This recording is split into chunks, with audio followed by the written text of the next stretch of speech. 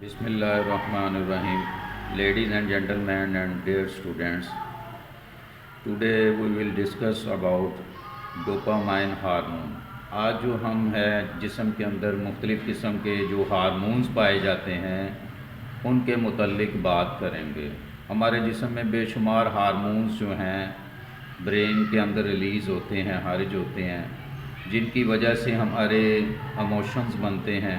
ان میں dopamine, سیروٹونن، oxytocin جیسے مشہور ہارمونز ہیں۔ ہمارے جسم کے اندر جو ہارمونز ہیں اور جو ایموشنز اور جذبات اور فیلنگز پیدا ہوتی ہیں، ان کا آپس میں بڑا گہرا تعلق ہے۔ ہمارے جسم میں مختلف قسم کے جذبات پیدا ہوتے ہیں، غم کے جذبات، خوشی کے جذبات، ڈر کے جذبات، ٹھیک ہے نا، اسی طرح امید کے جذبات۔ یہ سارے کے سارے جذبات جو ہیں ہمارے جسم کے اندر خارج ہونے والے ہارمونز کی وجہ سے ہوتے ہیں۔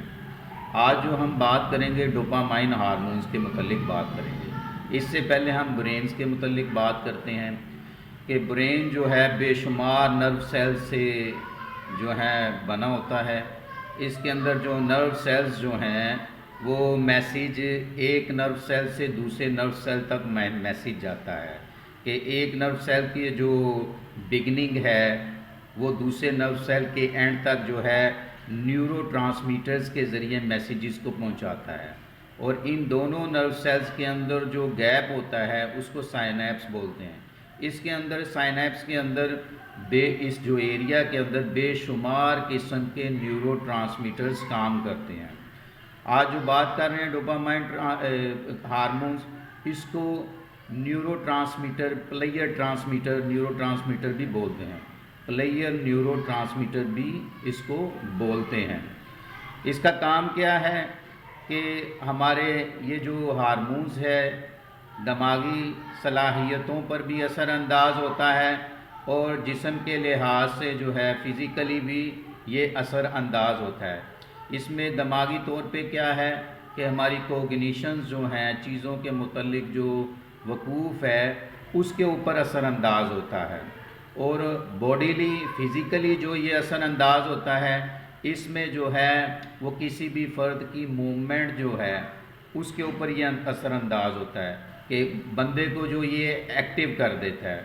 اس کے علاوہ جو ہے افراد کے اندر جب یہ ہارمونز ریلیز ہوتا ہے تو اس کے اندر تحریک پیدا کرتا ہے، موٹیویشنز پیدا کرتا ہے۔ اس کے علاوہ برین کے حوالے سے یہ برین کے اندر جو یاد رکھنے کی ایبلٹی ہے، میموری پاور جو ہے اس کو بھی انکریز کرتا ہے، یعنی اس ہارمون کا فنکشن جو ہے کہ میموری کو بھی یہ انکریز کرتا ہے۔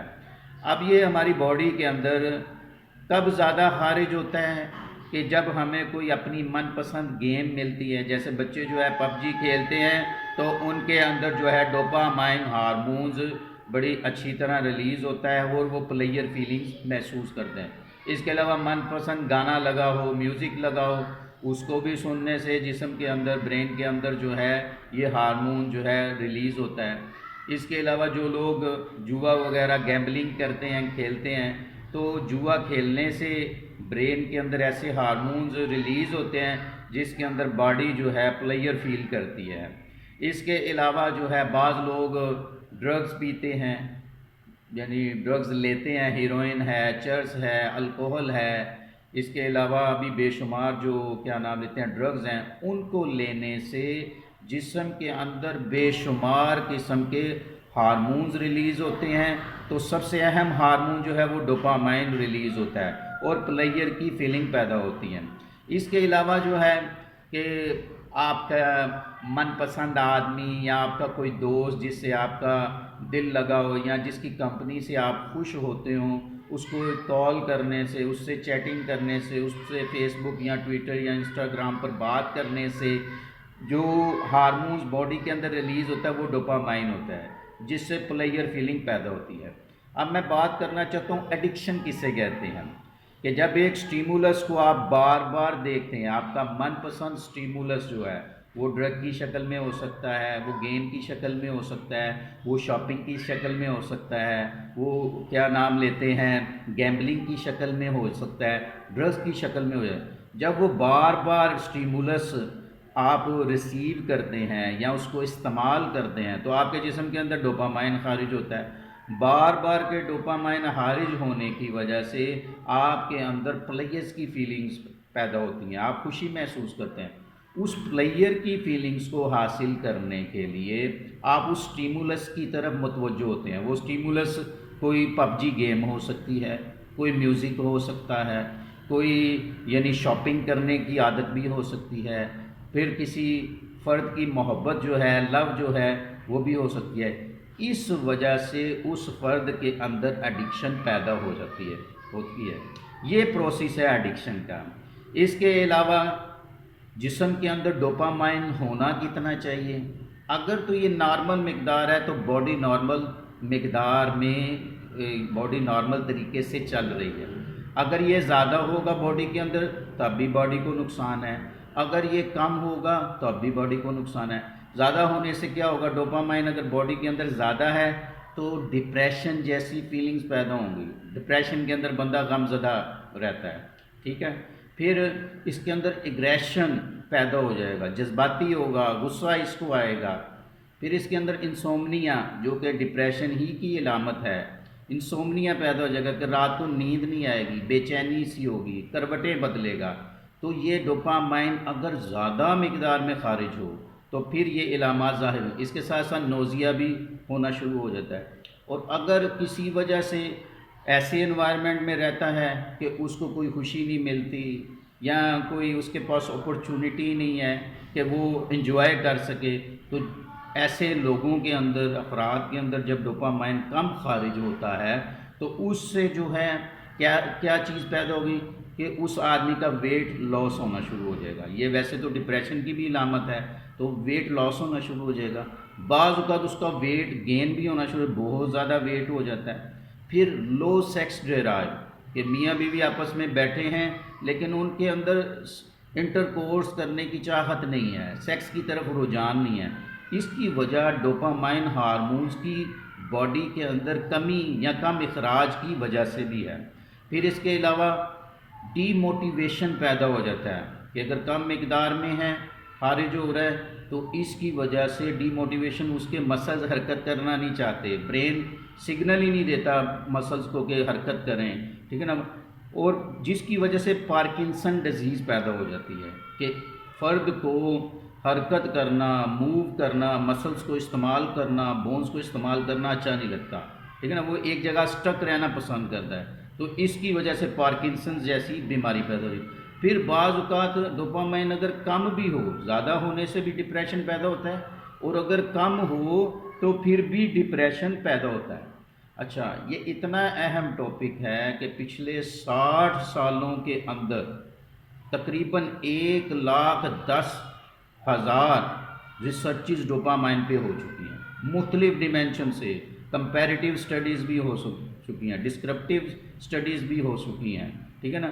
اس کے کیا نام لیتے ہیں، بایولوجیکل افیکٹس باڈی پہ کیا ہیں، اس کے حوالے سے بھی سٹڈیز ہو چکی ہیں۔ پھر نروس سسٹم کے حوالے سے کہ یہ جو نیورو ٹرانسمیٹرز ہیں، ان کے نروس سسٹم پہ کیا افیکٹس ہیں، اس کے حوالے سے بھی ریسرچ ہوئی، یعنی بے شمار ریسرچز اس حوالے سے ہو چکی ہیں کہ ان کے ریلیز ہونے سے ہمارا ایٹیٹیوڈ کیسا بنتا ہے، ان کے ریلیز ہونے سے ہمارے کس قسم کے ایموشنز پیدا ہوتے ہیں۔ اچھا، ایک بات جو میں کرنا چاہ رہا ہوں کہ ڈوپامائن کچھ حالتوں میں زیادہ نقصان نہیں دیتا۔ مثال کے طور پہ شاپنگ کرنے کی بعض لوگوں کو ایڈکشن ہوتی ہے، عادت ہوتی ہے، تو اس حالت میں ڈوپامائن باڈی کو زیادہ نقصان نہیں دیتا۔ کسی سے آپ محبت کرتے ہیں یا سیکس جو ہے انٹر وغیرہ کسی سے کرتے ہیں، اس کے اندر یہ زیادہ نقصان نہیں دیتا۔ پھر اس کے علاوہ جو ہے کیا نام لیتے ہیں، اپنا من پسند میوزک سنتے ہیں یا کوئی گیمبلنگ کا شوقین ہے، جوا وغیرہ کھیلتا ہے، تو اس میں یہ زیادہ نقصان نہیں دیتا باڈی کو، جسم کو نقصان۔ لیکن بعض اوقات ڈوپامائن خارج ہوتا ہے جس میں سٹیمولس ڈیفرنٹ ہوتے ہیں، تو اس میں ڈوپامائن زیادہ اس کا جو اخراج ہے وہ باڈی کو نقصان دیتا ہے. مثال کے طور پہ ڈرگز لینا، الکوہل کا جو پیشنٹ ہے اس کے اندر ڈوپامائن کا اخراج جو ہے باڈی کے لیے بہت زیادہ نقصان دہ ہے. پھر ہیروئن کا ہے، چرس کا ہے، اس کے علاوہ جتنی دوسری ایڈکشنز وغیرہ ہیں، سگریٹ پیتا ہے، فیون لیتا ہے، تو اس میں یہ ڈوپامائن باڈی کو نقصان دیتا ہے. تو جب بھی ہم مریض کو چیک کریں گے تو اس کے سٹیمولس کو دیکھیں گے کہ ڈوپامائن جو ریلیز ہو رہا ہے لو سٹیمولس تو نہیں ہے، اس میں ڈرگس تو نہیں ہے، اس میں گیمبلنگ تو نہیں ہے، اس میں میوزک تو نہیں ہے، اس کے اندر جو ہے کیا نام لیتے ہیں مختلف قسم کے آپ سٹیمولس کو پہلے ڈیٹیکٹ کریں گے، دیکھیں گے کہ کون سا سٹیمولس ہے، اس کی وجہ سے کتنی مقدار میں ڈوپامائن خارج ہو رہا ہے. پھر اس کے ریفرنس سے، اس کی نسبت سے جو ہے پیشنٹ کا علاج کیا جائے گا. تو ڈوپامائن کو جو ہے پلیئر ہارمونز بھی بولتے ہیں، بعض اس کو کتابوں میں لکھا ہوا ہے لو ہارمونز بھی کہتے ہیں. تو اس چیز کو مد نظر رکھتے ہوئے پیشنٹ کو ڈائیگنوز کریں گے اور اس کے مطابق سائیکالوجیکل ٹیکنیکس اور میڈیکیشن استعمال کریں گے. ٹھیک ہے، تو اس چیز کو مد نظر رکھنا ہے. انشاءاللہ نیکسٹ ٹاپک کے اندر ہم جو سیروٹونن ہے اور آکسیٹوسن جو بانڈنگ ہارمون ہے یہ، اور بعض اس کو لو ہارمونز بھی بولتے ہیں، تو اس کے حوالے سے بات کریں گے تاکہ اسٹوڈنٹس جو ہے اچھے انداز میں بیماری کو ڈائیگنوز کر کے پیشنٹ کی ٹریٹمنٹ کر سکیں.